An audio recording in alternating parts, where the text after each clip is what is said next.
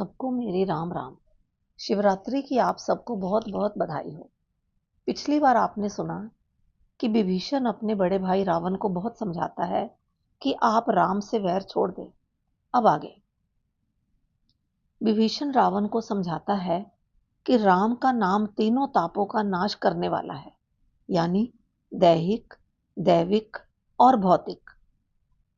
रामायण में एक दोहा है, दैहिक दैविक भौतिक तापा, राम राज का हो नहीं व्यापा। यानी राम के राज में किसी को भी ये तीनों ताप नहीं सताते। कहा है जो राम को भजते हैं वो सब दुखों से छुट जाते हैं। यही राम मनुष्य बनकर धरती पर प्रकट हुए हैं।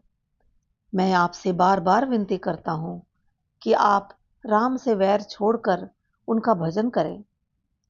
वहीं सभा में माल्यवंत नाम का एक मंत्री था। वो विभीषण की बातें सुनकर बहुत खुश हुआ।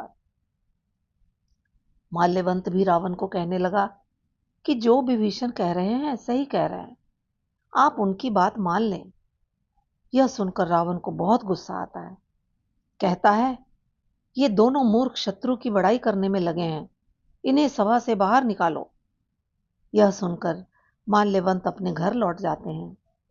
मगर विभीषण एक बार फिर हाथ जोड़कर रावण को समझाने की कोशिश करते हैं। वे रावण को कहते हैं कि वेदों में कहा गया है कि सबके अंदर दो तरह की बुद्धि होती है, एक सुबुद्धि यानी अच्छी बुद्धि और दूसरी कुबुद्धि यानी खराब बुद्धि। जहां सुबुद्धि होती है वहां नाना प्रकार की सुख संपत्ति आती है, और जहां कुबुद्धि होती है वहां सिर्फ विपत्ति और दुख ही होते हैं। भाई, आपके मन में कुबुद्धि आ गई है जो राक्षस कुल का नाश कर देगी। कहता है, मैं आपके चरण पकड़कर भीख मांगता हूं कि आप सबके भले के लिए सीता को वापस भेज दें। विभीषण हर तरह से रावण को समझाने की कोशिश करता है, मगर वो नहीं मानता। रावण गुस्से में विभीषण को कहता है, तेरी मृत्यु आ गई है। कहता है, मेरा दिया हुआ खाता है और पक्ष शत्रुओं का लेता है। क्या तुम्हें नहीं पता कि मैंने अपने बल से किसको नहीं जीता? मेरे ही राज में रहता है और उन वनवासियों से प्रेम करता है। फिर वो विभीषण को अपनी लात से ठोकर मारता है और कहता है, तू उन्हीं के पास जा और उन्हें ही जाकर शिक्षा दे।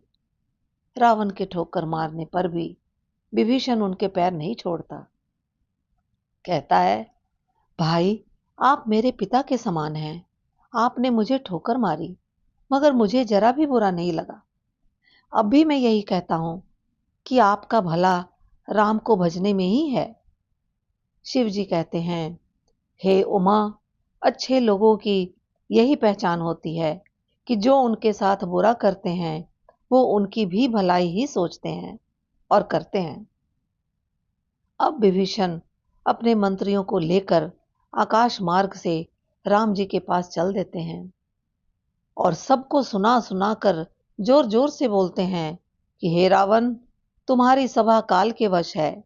मैं तो सर्व समर्थ राम प्रभु की शरण में जा रहा हूं। मैंने तुम्हें बहुत समझाया था, अब मुझे कोई दोष मत देना। जैसे ही ये सब बोलकर विभीषण लंका से चले, वैसे ही सारे राक्षस काल के वश हो गए, यानी उनकी मृत्यु पक्की हो गई। शिव जी कहते हैं, हे भवानी, साधु का अपमान सर्वनाश कर देता है। रावण ने जब विभीषण को लात मारकर उनका अपमान किया, उसी समय उसका नाश पक्का हो गया। अब विभीषण सुखी और खुशी मन से राम जी का ध्यान करते हुए उनके पास चल देते हैं। आगे की कहानी अगली बार। तब तक मेरा राम राम।